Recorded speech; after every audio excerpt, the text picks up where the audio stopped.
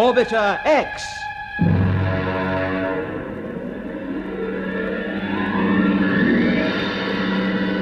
Episode 11, A Flight Against Time. Captain Bob Britton, his co-pilot Douglas McClelland, and flight engineer Hicks have arrived back at the headquarters of the Commonwealth Space Project, Woomera. They tell Colonel Kent and Sir Charles Day all they know about the Unity organization, which is led by Dr. Max Kramer. They explain how it plans to take over and assemble the Commonwealth Space Station Orbiter X as a vital step towards establishing a world government. And the first result of their information is that Captain Bradley is exposed as a Unity agent. He gives away certain details about Kramer's movements and the interference transmitter which screens Unity ships from the ground tracking stations. Sir Charles then asks Bob if he and his team will undertake another mission. It may be a job with a one-way ticket, Britain, so I shall quite understand if you decide not to take it on. The point is this. As far as Kramer knows, Bradley is still his agent, and you are still on our embryo space station Orbiter X. Yes. Now, we don't want to upset that illusion, and there's no reason why we should. Yes, but as soon as the interference transmitter's working again, Kramer will go back to the station. Exactly, and he must find things just as he'd left them. You mean you want us to go? Yes. Colonel Kent and I are asking you to return to the place you struggled so hard to get away from. In other words, what we are asking you to do is to go back to Orbiter X. Go back there? We'd never make it. Kramer would see us on his trackers. Yeah, just a minute, boys. Sir Charles, I expect you've got the answers to this. I think we have. Kent, perhaps you'd explain. Yes, of course. Not long after you left, I decided that the interference which was plaguing us on sound and vision was being produced artificially.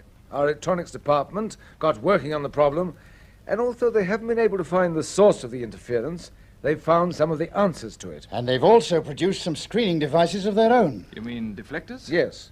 When you fit them to a ship, they seem to screen it just as effectively as the interference transmissions. They've just been fitted to one of our ships, and that's the one which could take you back to the space station components. Well, I'm ready to give it a try. How about you, Mac? Sure, I'll have a go. Yeah, so will I. I'm sorry about this as far as you're concerned, Hickey. I hoped you might have a chance to see your family before you started flying again. Yes, I did too. Still, can't be helped. Well, we're most grateful to you all. Yes, indeed. Now, Captain Knight will fly you out, put you aboard the Central Workshop's rocket, and then bring his ship back here to Woomera. So when Kramer returns to Orbiter X, you'll find us waiting for him. And he'll have no idea we've been away. None at all, we hope. And you should be in a strong position because you'll be working to a fixed plan. You'll have one or two mechanical aids to help you, and while you're busy at your end, the rest of the fleet will be armed and fitted with the new deflectors. Obviously, the fitting out is going to take several weeks, so during that time, we thought we'd let the Unitists go ahead and assemble the space station for us. With our help, I presume. Yes. That's what an idea. And then you take it over when it's complete. Naturally, but you don't have to worry about that side. You mentioned some mechanical aids. Yes, I think the Colonel can tell you all about them. Yes. What do you make of this, Bob? Let's see. Looks like a flat cigarette case. In point of fact, it's a radio transmitter. That's very neat, isn't it? Very. Actually, it's a radio beacon.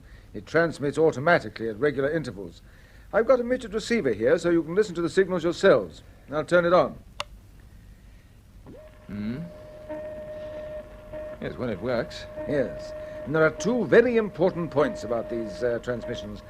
First of all, they should be heard through the Unity interference screen.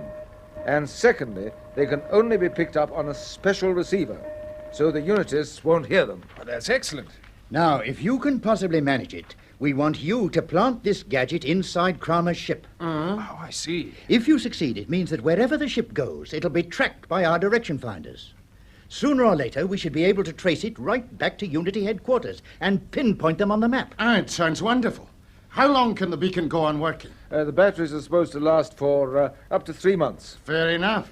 But what happens after you've located the headquarters? Well, that'll be a matter of higher policy. Yes, you needn't worry about that. Your job is to plant the beacon and help the Unitists to put the space station together. Yes, but how will you know when it's complete? Kramer will obviously screen it electronically. And he must have a method of screening it visually as well. Well, that doesn't worry us too much, because we shall rely on you to send us a signal when the job's finished. Yes. You see, the transmitter you'll use is exactly like the beacon, but the signal is different. Now listen, here it is. Now, as soon as we hear this, we shall know that your mission has reached its final stage. That's when you'll make your getaway aboard one of the space station chariots. We'll give you a small deflector set, which will screen you from the unitists, and one of our ships will come out, pick you up, and bring you back here to Woomera. Yes, but where will it pick us up? We'd better fix a rendezvous. Yeah, no, well...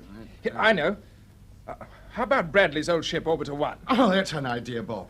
Yes, it's still circling the Earth, so we could cross over to it just as we crossed over to our own ship. In the chariot? Well, that's excellent. That seems to be the answer.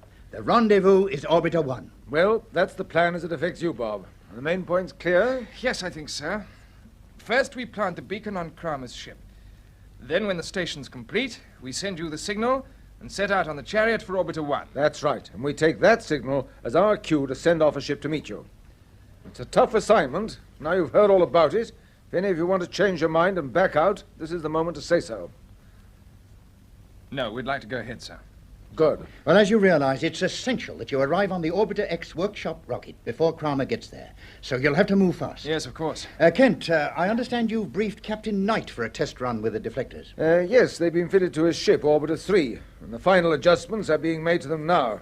As soon as they're complete, I'll give him the word to take off. We'd very much like to see the test, sir. Yes, but there's no need for you to hang about. I think you all need all the rest you can get.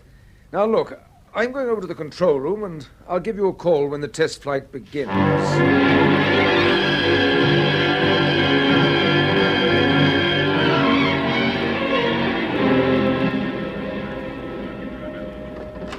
Here we are, Bob. Come right in. Come in, all of you. Thanks. Sir. Well, that's a familiar sound, isn't it? Yes, it's the beacon transmitter. Captain Knight's got it aboard his ship. He took off a few minutes ago. Orbiter 3, bearing 209, EV12, altitude 50 miles. Hello, fellas. Great to see you again. You too, old lad. I don't see anything on the monitors. No, we hope you won't. You mean they can't pick up Orbiter 3? No, they're trying, but they haven't managed it so far. So the deflectors really are working. Yes, as you see, the monitor screens are reassuringly blank. And this signal we're hearing, is it actually coming from a similar transmitter to the one you showed us? It's the same one. Ah. And as we're not using the normal radio, in case Kramer's listening, it's our only link with Orbiter 3. Yes, I'm getting my bearings from the direction finders which are locked onto it. The bearing now is 208 EV14, altitude 55 plus. So when we plant the beacon aboard Kramer's ship, you'll be able to trace him just like this. We hope so. If Kramer only knew what he's in for. That's something he must never know. This gadget changes the whole situation. Isn't there any chance of it being picked up on a normal receiver, sir? None at all. Altitude is up to 70 miles plus. And still nothing on the screens. No interference either, thank goodness. Oh, by the time Kramer gets his transmitter going again, we ought to be safely aboard Orbiter X. Hold on. There's something coming up on the central monitor, sir. Yes. You're right, Brown. A small disturbance plumb in the center. It's a 208 EV17. The same bearing I'm getting from DF for Orbiter 3. And so the deflectors are not quite perfect. Hello? Yeah? You seen it too? You can? Good. I'll call him straight back to base. Thank you. That was the electronics department.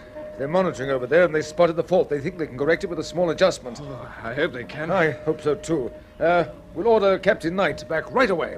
Well, how are you going to do that without using normal radio, sir? There's your answer.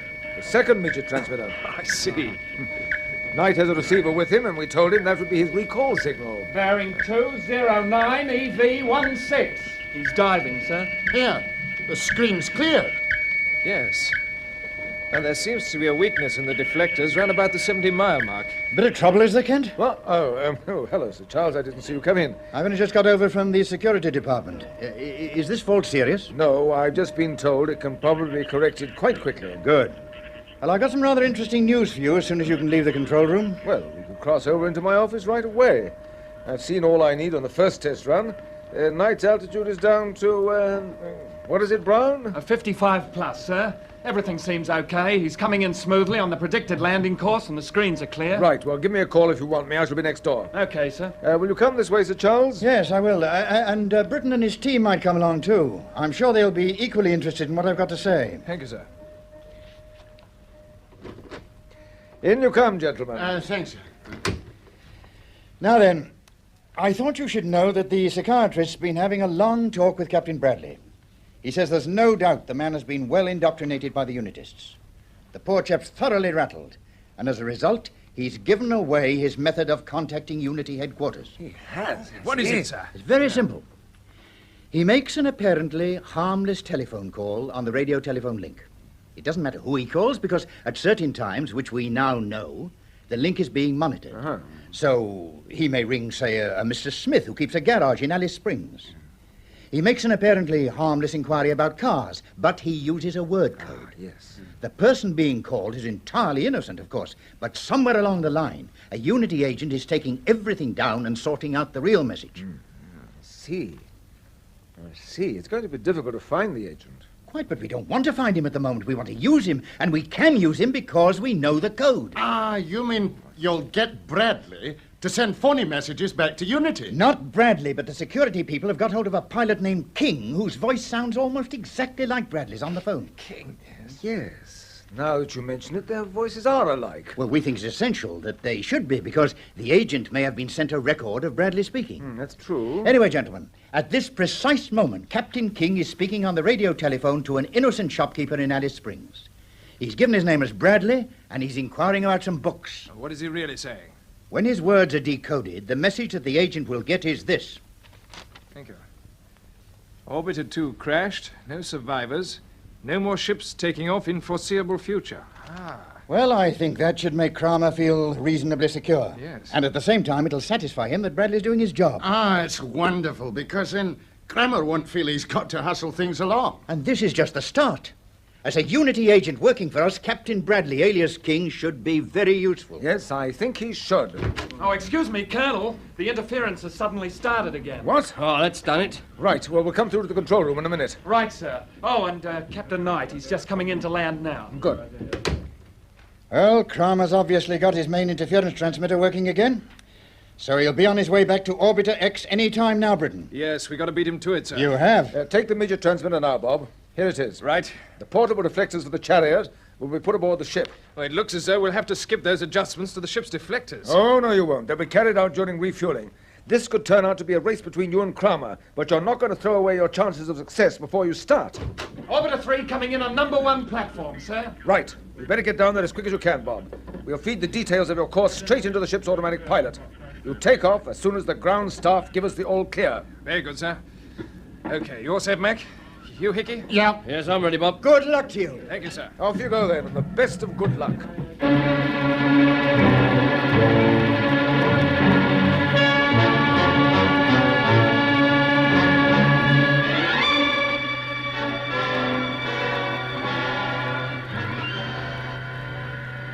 Bulkheads closed and hatches sealed, Captain Knight. Thanks, Hickey.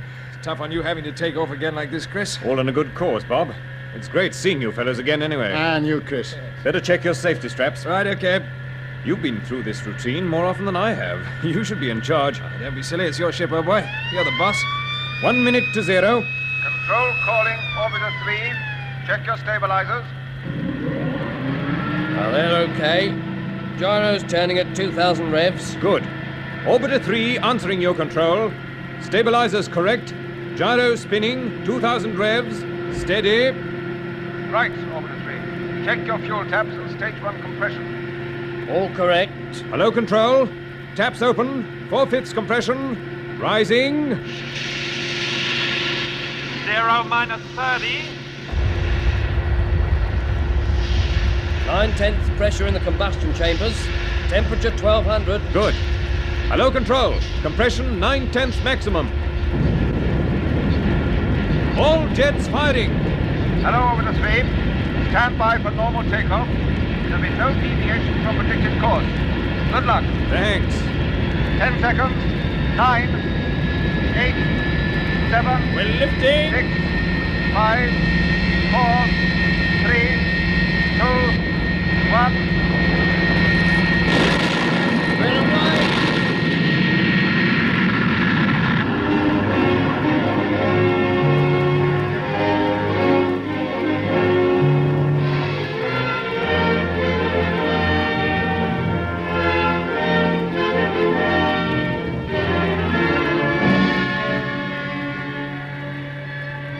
Chris. Let's hope the deflectors are doing their job. Well, if they're not, we won't get any warning until it's too late, so why worry? Yes, why indeed. What's our position now, sir? We're flying over central China. The altitude's 954. We should rendezvous with Orbiter X just after we've crossed the Arctic Circle. Ah, jolly good. You know, I've been thinking, when the whole fleet is fitted with these deflectors, it could go straight in and wipe up the Unity headquarters. And the rest of the world wouldn't be any the wiser. Yes, of course. But it all depends on whether we can plant the beacon aboard Kramer's ship. If we don't succeed, we won't know where the headquarters are. You chaps have got quite a responsibility. We don't want to slip up. What would happen if we did, Bob? What, to us, you mean? No, that's painfully obvious. No, what would happen at Woomera?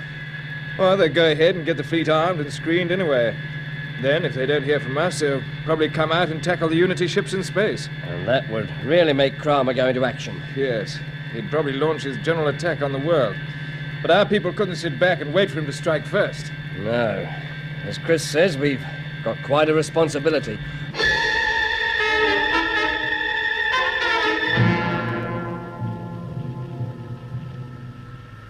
Watch your altitude, Gelbin. Hold it steady at 900 miles until we pick up the space station components on the scanner. Steady at 900, Kramer. That's Earth headquarters calling. All right, I take it. EHQ to Unity Ship 5. Are you receiving me? Yes, Unity 5 answering you, HQ. The new interference transmitter is working well. Screening correct. You are covered from normal tracking monitors. Good. Keep checking. We will. And we have just had an intelligence report from JB Australia. Yes? What is it? It reads as follows. Orbiter 2 crashed. No survivors, no more ships taking off in foreseeable future. Message ends. Thank you, EHQ. Understood. Captain Bradley appears to have made a promising start, Kramer. Yes, but he should have told us who was in Orbiter 2. Obviously, it was the repair squad who were put aboard by Colonel Kent. Quite. But I like to have names. Never mind, the information is useful. I know you were worried that the Woomera people might let the apparent success of Kent's flight go to their heads. There is no danger of that happening now. Nevertheless, I shall keep sweeping with the radar scanner. Of course. That is a standing order. Look, Kramer. The Orbiter X components are coming up on the screen. Yes. Range 2,500. Right. You can call EHQ and order our assembly crews to take off. Very well. Unity 5 calling EHQ. Are you listening? EHQ answering you, Unity 5. You should have 6 escort ships lined up on the launching platforms. Check. Correct. Ships are ready for takeoff. Go ahead with launching procedure. Repeat, go ahead with launching procedure. Rendezvous is Orbiter X. Thank you, Unity 5. We are going ahead. We shall have 40 men, wasn't it, in the total assembly crew, Gilbin? That is so, Kramer. I shall divide them into teams. Yes. We must work out a program of operations. To begin with, Britain will give us the main outline of the assembly work. I see. One team will be drafted to each section of the space station, and as the sections are completed, they can be welded together under my personal supervision. You mean you are going to remain on the job until it is finished? Yes, I don't think it would be wise to leave Captain Britain in charge. If he is still there. We assume he has survived, but we cannot be sure. Oh, yes, he will be waiting for us with his team. You're very certain. Hello? There's a small mark on the scanner, near the bottom of the screen. Do you see it, Kramer? Yes. It's moving towards the components. Now it's fading. It must be the interference breaking through on the vision channel. Yes, it seems to have cleared. I must check on the circuits. I do that when we arrive. In the meantime, keep watching. I don't anticipate any trouble, Gelbin, but you never know.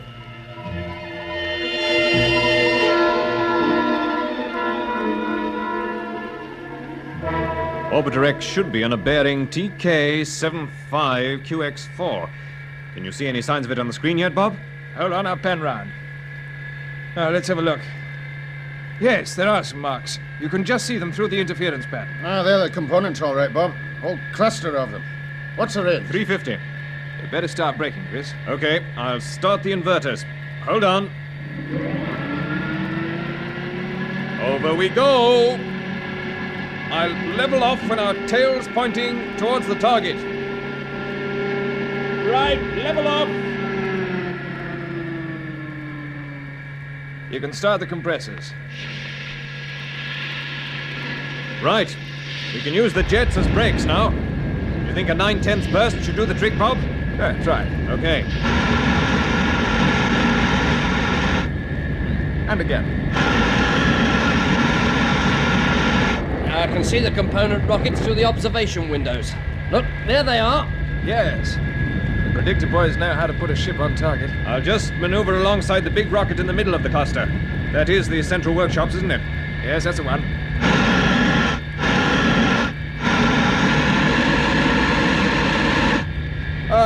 Lovely, Chris. You can leave it at that. But we're still about 100 yards away from the thing. I can get you closer. Oh, don't worry. Oh, we'll step out here. A little trip in our spacesuits will do us good. Certainly. We got all that stuff? Yeah, all checked and ready. Beacon, midget transmitter, deflector set, all correct. Okay. Oh, thanks for the ride, Chris. Safe journey back to Woomera. Thanks. Good luck, all of you. I hate leaving you like this, but... Hey!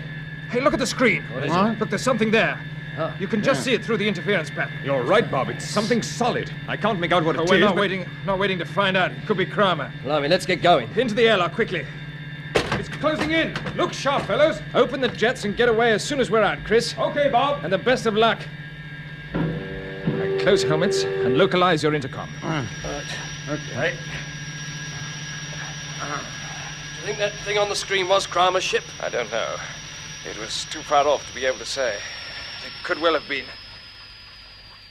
Escher 0. Open the outer hatch. Now,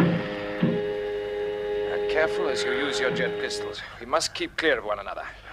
Okay? All right, come on, let's get out. Here we go. Over the edge.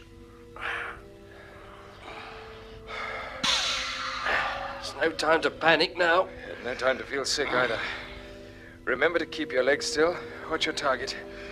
There's the workshop's rocket, straight ahead. Why doesn't Chris open his jets and get away? He's afraid of catching us with the blast. He must move. There he goes. The jets are firing. You can probably identify that thing on the screen by now.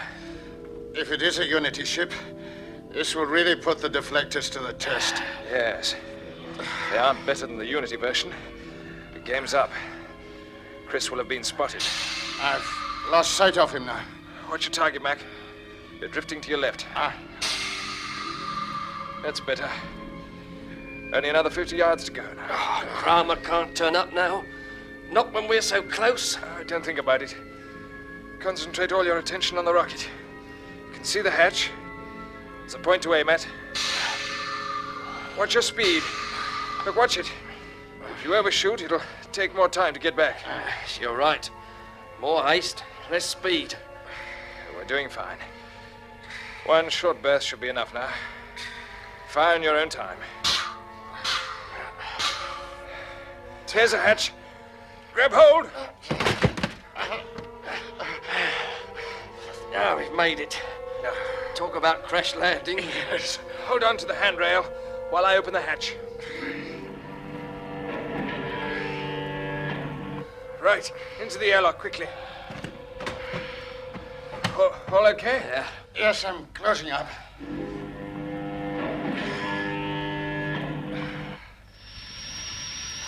Pressure's rising. Thank goodness everything's working.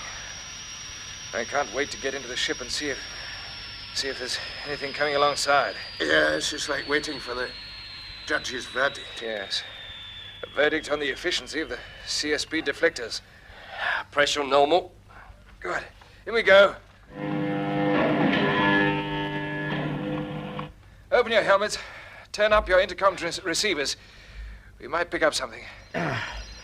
Oh, glad to see the workshop is just as we left it. At least nobody's been aboard here. No, I don't think they have. Now, you two look out to port, and I'll watch through the starboard windows. All clear this side, Bob. Right. Hickey, turn on the generator and start the air conditioner. All right, okay. We want things to look as normal as possible. Now, I say, come over here, quickly. Why? What is it? A Unity ship. Yes, she's closing right in. You can read the number on the bows. Yeah, I can see it. U5, it's Kramer's ship. Yes, that's right. He's stopping alongside. No signs of his hatch opening. Doesn't seem to be in any hurry to deliver the verdict, does he? No. Whatever it is, we can only wait and see. Hello, Captain Burton. I hope you are listening. Here it comes. Okay, I'll turn on my intercom transmitter. Leave the talking to me. Now, perhaps this is a case where attack is the best defense. Yeah, maybe it is, Bob. Hello, Dr. Kramer. Yes, I'm listening. So you've come back, have you? What's the idea of leaving us stranded out here? Where have you been? Come aboard my ship immediately, and no tricks, do you understand? You're the expert in playing tricks. You haven't answered my questions. It is I who will ask the questions. You have had your instructions, carry them out. I want you here at once, because you have quite a lot of explaining to do. Right, Mac? You right, Hickey? This looks like it.